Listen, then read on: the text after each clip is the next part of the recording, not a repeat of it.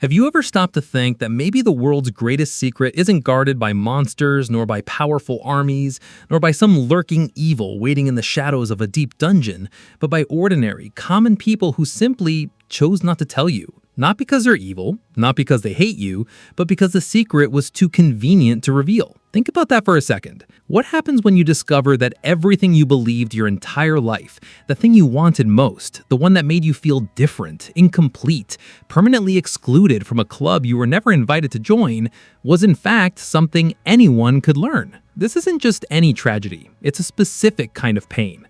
The kind that mixes relief with rage. The kind that makes you think, I could have done this all along and nobody told me? That's not just the premise of Witch Hat Atelier. That's a knife to the heart of anyone who has ever felt left out. And in episode 3, that knife goes deeper than you can imagine. If you haven't watched it yet, fair warning, spoilers ahead. But if you want to understand why this specific episode is where Witch Hat Atelier stops being just another cute magic school anime and transforms into something far denser, far more honest about power, secrets, and guilt, stay right here. Because Coco, the protagonist, doesn't just discover how magic works. In this episode, she begins to understand the real price of knowing too much. And it's not an abstract, philosophical, distant price. It's concrete. It's personal. It's turned to stone somewhere waiting for her. But before diving into the episode itself, I need to recap the foundation for those who haven't followed along. Because without understanding what was established before, the depth of episode 3 slips right through your fingers. Witch Hat Atelier exists in a world where magic is considered an innate gift. You're born a witch or you're not. No middle ground, no amount of effort that compensates for the lack of natural talent, or at least that's what everyone believes. Coco is a girl who grew up completely in love with magic. She lives in an ordinary town, her mother's a seamstress, and since she was very small, she watched witches with that kind of admiration that hurts a little because no matter how much you want it, you know you'll never be that. Or at least, that's what she thought. In a twist that changes everything, Coco accidentally discovers that magic has absolutely nothing to do with innate gifts. It works through glyphs, symbols drawn with a special ink, and anyone with eyes, hands, and the willingness to learn can master this craft. The reason the entire world believes only certain people are born with magical powers, the witches themselves have built and maintained this lie for centuries. They erase memories, conceal knowledge, and ensure the veil never falls. And Coco, without meaning to, looked beneath that veil. The result? She reproduced the forbidden spell she witnessed being cast and turned her own mother to stone. An accident, yes. Intentional? No.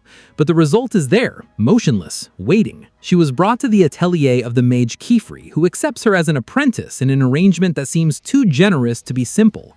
And episode 3 begins exactly here. Coco in the atelier, surrounded by other apprentices, trying to learn magic while carrying a guilt she can barely look at directly. This setup matters because episode 3 doesn't function as an epic introduction or an action sequence.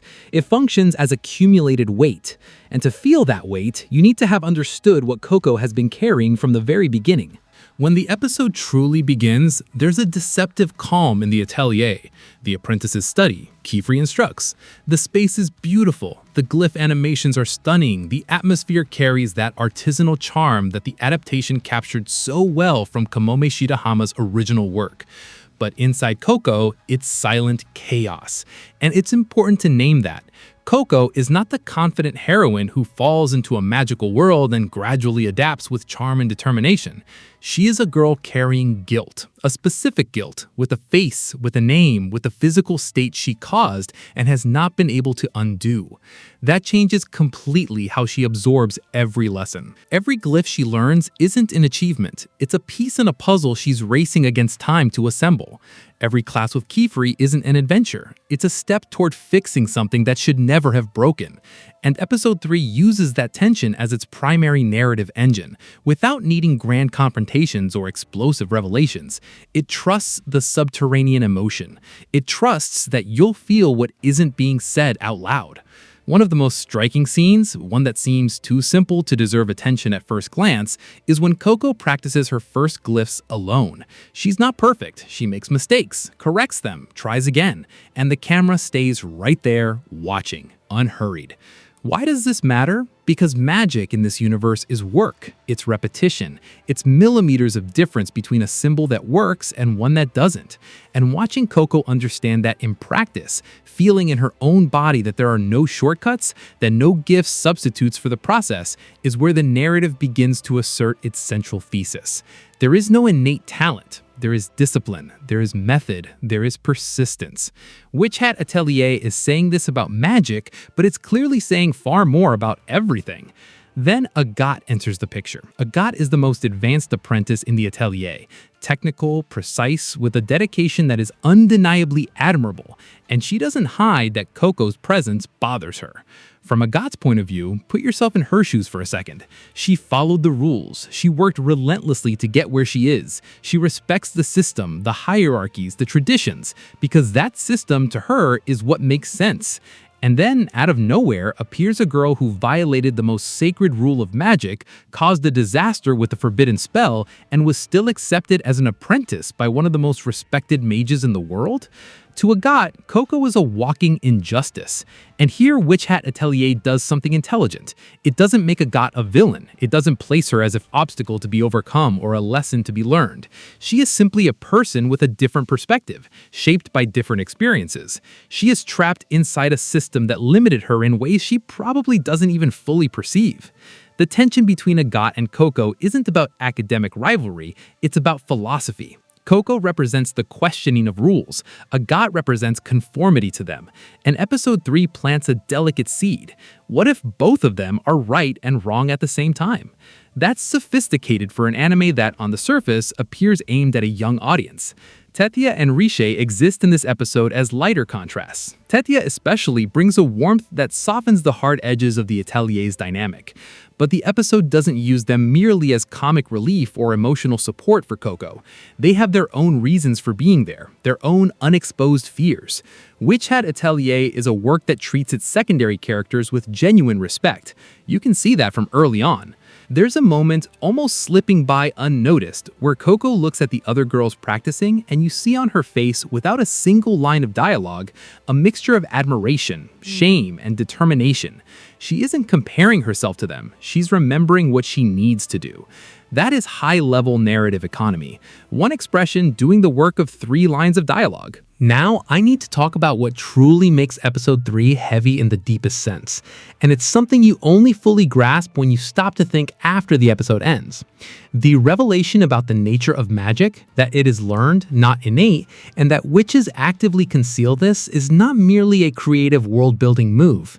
It's a political critique embedded inside of fantasy.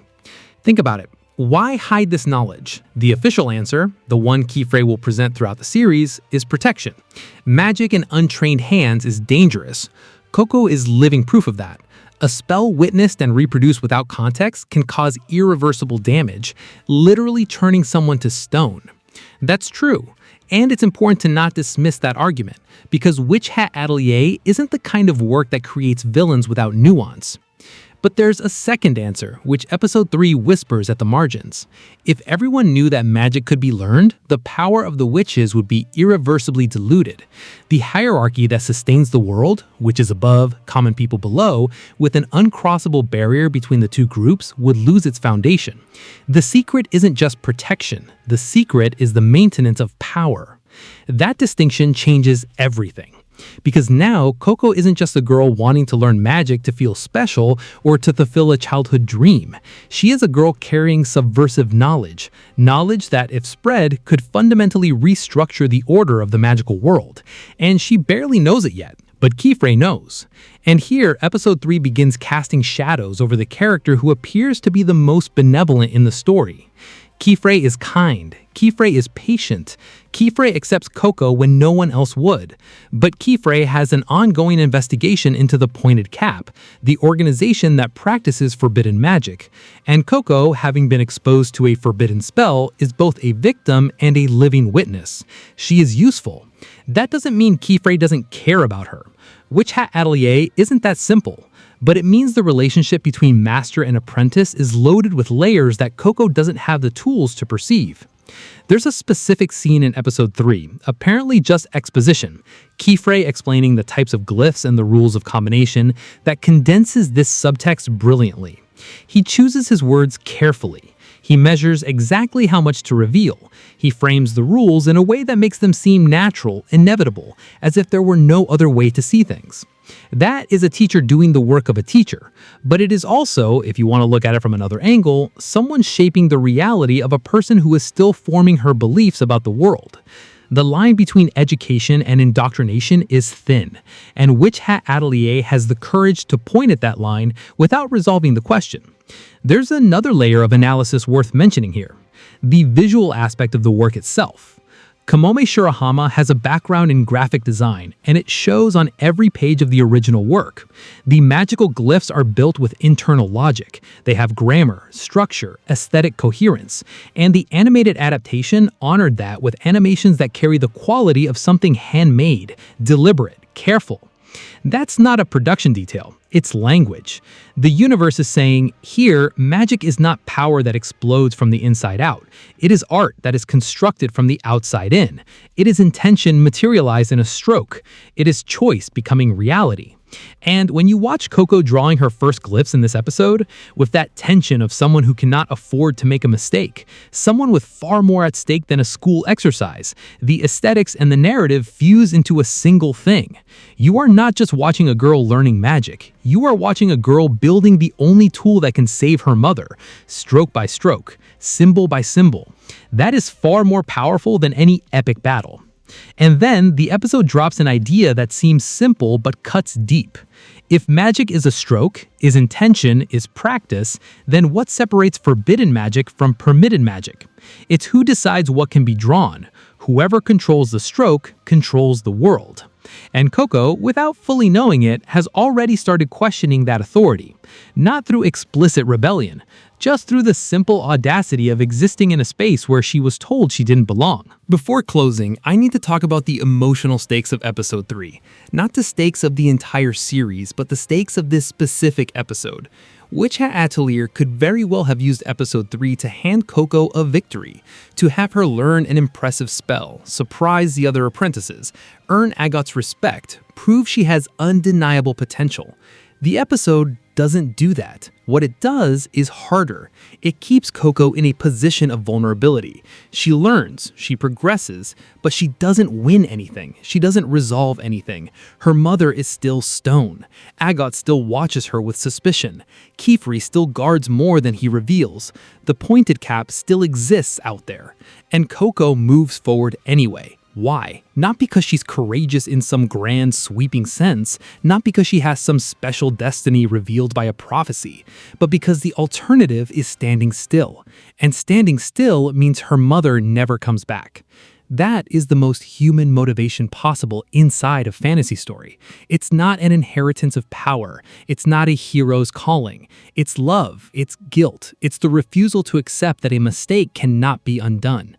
And episode 3 honors that without making it melodramatic, without having Coco cry in every scene, without determination monologues backed by an epic score.